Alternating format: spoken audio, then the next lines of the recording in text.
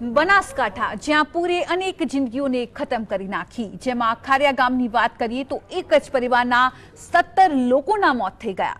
અત્યાર સુધી જિલ્લામાંથી કુલ 25 મૃતદેહ મળી આવ્યા, તો આ સાથે જ ખારિયા ગામે 6 ભાઈઓનો પરિવાર એક સાથે રહેતો હતો। પૂરમાં ફસાઈ જતા તેમના મોત નિપજ્યા, તો આ પરિવારમાંથી એક જ વ્યક્તિ હવે હાલમાં બચી ગઈ છે।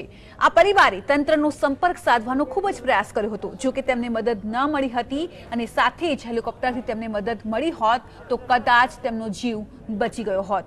આસપાસના ગામ લોકોએ તેમના મૃતદેહ બહાર કાઢ્યા, ત્યારે આ 17 મૃતકો કોણ છે તેના નામો ઉપર નજર કરીશું।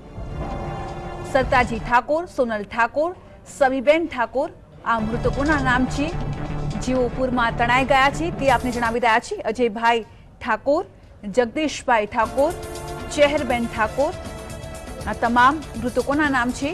વિનોદભાઈ સેવંતીલાલ, ભીમાજી ઠાકોર, ભારતીબેન ઠાકોર, વીણાબેન ઠાકોર, શારદાબેન ઠાકોર, લીલાબેન ઠાકોર, હકીબેન ઠાકોર અને માનબેન ઠાકોરનો સમાવેશ થવા જાય છે। તો એક જ પરિવારના 17 લોકોના મોત થયા છે।